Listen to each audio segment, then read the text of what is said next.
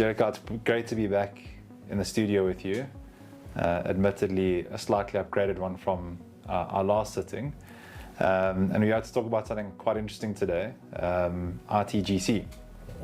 So why don't you kick us off with the very basics and unpack what ITG stands for and why it's important. Okay, perfect. So maybe just to give us context on what ITGCs are. ITGCs actually stand for IT General Controls. So essentially, these are foundational controls that ensure the reliability, security, and integrity of IT systems and the data where that comes from. Of which, why that's important in the context of a financial statement audit is that most data that you receive now that's used in financial statement audits is derived from systems. So because there's an inherent risk when you deal with IT systems, IT general controls come in as essentially the silent guardian that ensure that reliability of the information. Needless to say, that's really important. Yeah. And then in the lead up to this, we spoke about some misconceptions people have around it in the auditing fraternity. I don't want to spill any of the beans, but what are some of the really common ones you've seen, you've spoken about with your colleagues?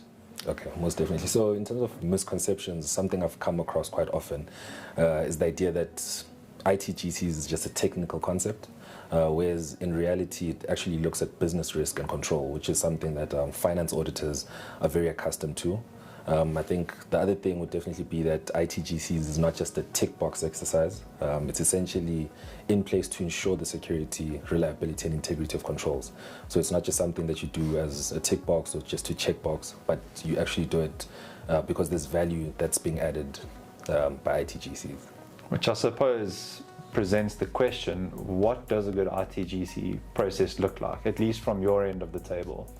So from my end of the table, I think a good ITGC process relies on communication, and I'd say communication and collaboration. So essentially collaboration between different business processes within the entire entity. So without getting technical, if you were to jump into access, you'd be starting it maybe in most instances from HR all the way to IT. So where there's communication between environments or different business processes, we're then able to map out the process from start to finish completely. Then I think also, as I said, the communication element deals with, I think, clear documentation. Any control starts off at a policy level. So if it can be clearly articulated in a policy, it's then easier to implement, and then as a result, easier to effectively implement and then test from there. And is there any way you as the auditor could make life easier client side? Are there any tips or tricks or anything you can help? I mean, I just know from some of the examples you gave me, applying it to our own business, like, oh, that would have been handy to know. Like, that would help the process be a lot smoother. Any tips and tricks you want to share that could help? Let's call them cheat codes, right? I'd say the best cheat codes I'd give is essentially clear documentation, as I've said.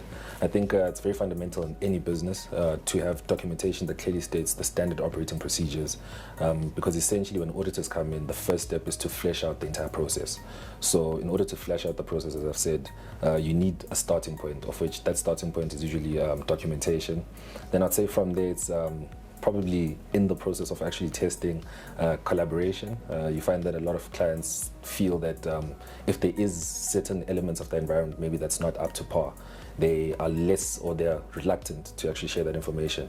But when you think of ITGCs, it's not necessarily a fault-finding exercise, but we are actually there to assist you to ensure a robust control environment. Would you advise against using ChatGPT to help you? So I'm one of those that advocate for AI. I've always said, in terms of maybe how I see things, I actually see it going to a point where one day we're going to have AI advisory, because AI has become something that we can't ignore. So I think at this stage it's still very much undefined. I would advise against it on the premise that it's client data, there's still security concerns around AI use, but essentially I think integrating it into your maybe day-to-day operations that doesn't compromise the integrity of, let's say, client data, I'd advise using it and getting more accustomed to it. It is salient advice, thank you. Yeah. A lot of what we've spoken about, Joe, is somewhat theoretical. It's your biased view as someone sitting on the other side of the desk. Are there any examples you can think of off the top of your head where this beautiful harmony of auditor and client came together and it really clicked and things worked and potentially crises were reverted, avoided? Any good practical examples? One example that comes to mind is a client we once worked on. Just for context, essentially it was a security company, had about 1,000 employees that clocked in hours on a daily basis, and that made up the bulk of cost of sales, right? So as I said, without getting too technical, essentially, had we not come in to do controls testing, the level of substantive testing that would have had to be undertaken by the finance auditors would have been quite massive. But because we were essentially able to kind of give reliance on the actual control environment, essentially their automated controls, it made it much easier to then test the overall financial statement audit, I think, yeah. Did that present any financial benefit to the client out of interest? Most definitely. So I think the financial benefit tends to be that with substantive approaches, right, you run the risk of overruns in the sense that you have an inherent risk of a sampling risk where maybe you don't pick the right samples. You also find that even the approach changes over time. So when you test the IT controls, or rather maybe if you can say the automated control aspect of it, what you essentially do is that you're placing reliance on the preventative aspect of it as opposed to the detective aspect of it, of which we all know the issue that comes with humans is that there's human error. So where we place reliance on controls, we're essentially kind of taking away that inherent risk of human error, and we're then placing that reliance on a control level, which is something I think would be more reliable than human eyes. Without a doubt. Yeah. How realistic is it for someone to have a consultative type discussion with you and the rest of the team around something like this, where maybe what you've said is pique their interest, sounds good. All I heard in that whole sentence was you can save money and make more money, which generally tends to resonate. Yeah. Can people quite easily engage with you guys around stuff like this? Is there quite a conversational type engagement you guys can give, where you can look at stuff and give some feedback? Just what does that typically look like, or doesn't really work that way? No, 100%. So I think the first thing would be that I would hope that this conversation sparks interest for every business owner. Just before getting into this, I actually deep dived into some facts and figures, and we found that on average, it costs one data breach costs South African businesses anything up to 56 million rand.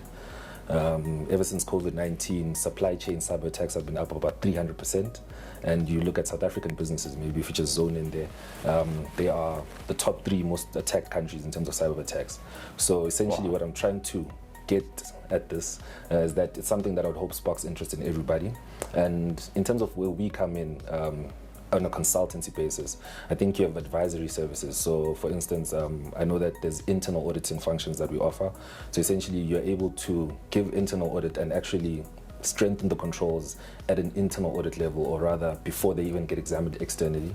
Then you do have obviously the support that we offer on external audits, where as I said, it's not necessarily a fault finding exercise, but essentially it's an exercise where we're coming to assist you to strengthen your internal control environment before it's too late. Certainly piqued my interest. Flipping the focus more internal, you're obviously well versed on this, clearly very passionate about the topic. As an internal resource that's perhaps more junior, climbing up through the ranks, were this to resonate with me, any advice to them in terms of how to broaden their horizons as far as this is concerned, and to skill up? So I think if it does pique your interest, I would definitely say taking time to self-learn. There's only so much that your degree can give you. There's only so much that you can learn during your day-to-day. If you consider IT as an entire landscape, right, it's ever evolving, on a daily basis, if not hourly basis. So it's very paramount that you stay in tune with the latest standards, with the latest technology, understanding where inherent risk can come from. I think earlier in the interview we spoke to AI. Before AI, there was no AI risk, but now that there is AI, there's an AI risk, right? As I've said, if you look at even client data, the use of AI with client data. So I think one thing I would encourage anybody, maybe in the more junior ranks climbing up the ladder, is to actually have a genuine interest in what IT is, in what IT benefits for businesses, and where risks can come in because of the use of IT. And would you say that for someone that does barrel down this rabbit hole and becomes subject matter expert, maybe even studies a bit from an IT point of view, Do you think that's a good career move? Are you safeguarding yourself? Are you making sure that you stay relevant, long into the future? Just out of interest. I don't want to be held on record here, but I'd certainly say it is something that I think is future-proof. But I think it's how you position yourself within the world of IT. If you are to position yourself doing maybe day-to-day IT tasks, AI is there for that now, right? I think it's about your ability to actually use AI within IT to then give an insight. So I think everyone who positions themselves, I would say maybe between the cusp of technical and artistic, is the people who are going to thrive in the future when it comes to technology and everything in between. I like that, technical and artistic. If you could rewind back the clock, either in a client's environment, for one example, and as an employee on the other, what do you wish you knew then that you know now? What I wish I knew then that I know now. I think what I wish I knew then that I know now is that there's what you call inherent risks. I think initially when you get into it, it's kind of taking the approach of one shoe fits all, but it's not necessarily how you should approach IT audits, not how you should approach ITGCs, because every environment is unique with its own processes. It might look similar from the outside, but maybe the control owners make a difference, the size of the companies make a difference. So each IT environment is very unique in its landscape. So I think that's something I wish I knew much earlier. It would have made my life less painless on some audits. Probably had more longer sleeps on some weekends as well. And anything as a, from client side, if you knew something now that you maybe didn't know back then, something that could have helped you help the clients, like a general learning everyone had. Excuse me, from I think with that one, that process. I'd probably hinge more on the softer side of things, so on the soft skills. I think when it comes on the client side, just that ability to communicate effectively between yourself as an auditor and the client. I think how to make clients' lives easy as well in terms of maybe even collecting evidence, documentation. So I'd say the one thing I've learned up till this point that I would maybe say on the client side that would make life easier is maybe more technical, but just in terms of the actual process of testing. I think there's much easier ways to go about it, more efficient ways to go about it, collecting evidence in one call as opposed to the email war that goes on over the course of a month. So yeah, communication has been a really strong theme of this conversation, and I think, again, drawing on my own personal experience, it is two people working towards the same net end goal, which is we want to do better business, we want better governance, we all want to grow as business owners, as employees, but it's almost like we speak completely different languages. Like, two people can go hungry to the same restaurants, but if you don't speak the same language as the person you're ordering from, you're likely not going to get what you're looking for. So that is a really good point. I think to go armed to a client's environment with, we don't necessarily, we want the same thing, but we speak, we have different terminology is, I think a lot of auditors, a lot of clients could stand to benefit from taking that neutral approach upon first engagement. Yeah, most certainly. At an owner level, and then obviously the people you're going and you're sitting with, that you're doing, testing with and conversing with. Yeah. That's a very valuable. It's a very valuable takeoff. Thank you. I would also say, maybe just to add on to that, right, that also maybe hinging on the misconception side, that IT is not so scary, and I'd say this for business owners. Essentially, it's something that is inevitable at this point, but it's just about understanding it. As I said, and I'll emphasize this again, that auditors don't come in necessarily to fault find. You don't like being fault found, we don't like fault finding. It makes our lives easier, right? So essentially we're there just to ensure that robust internal control environment, like I said. So there's benefit on both parts, for you because we see a better environment, and for ourselves because our job is also easier. Like you say, I mean, there's multi-million-dollar risks. Like the stakes are higher than they've ever been. I wasn't aware that South Africa was in the top 3 targeted, and is that because of out of interest? If you don't know, that's also okay. Is it because of weak systems and controls and a less developed cyber awareness, or is there some other inherent reason that makes us an easier target? So I did deep dive into that a bit when I did see that stat, right? And I think maybe this is more just from my own thinking. how I deduced it. But essentially, I think you look at the one lens of it that in an African context, South Africa is one of the biggest GDPs, right? And a large chunk of our GDP is within online businesses. I think also if you look at the metros, especially within South Africa, they are quite well equipped in terms of IT usage. So as a result, you're just more likely prone to cyber attacks, if you think about it. So I'd say it's less because we have inherently weaker controls, but just because we have a much larger use of IT. If you think of South African context, even the smallest businesses. Very interesting. Yeah, the smallest businesses use a Yoko machine, use payment gateways. So I think that's why. So what you're really telling me, the true takeout here, is that I need to go back to my workbook, pen and paper, if I really want to. 100%. No. Gee, it's been so good chatting to you. This has certainly been, I've literally sat here and learned and have a much better comprehension around ITGCs, so thank you for sharing it. Look forward to continuing this conversation. Like you said, it's hourly, weekly, monthly changes, so please don't be a stranger and let's continue the conversation. And I'll see you around. Thank you.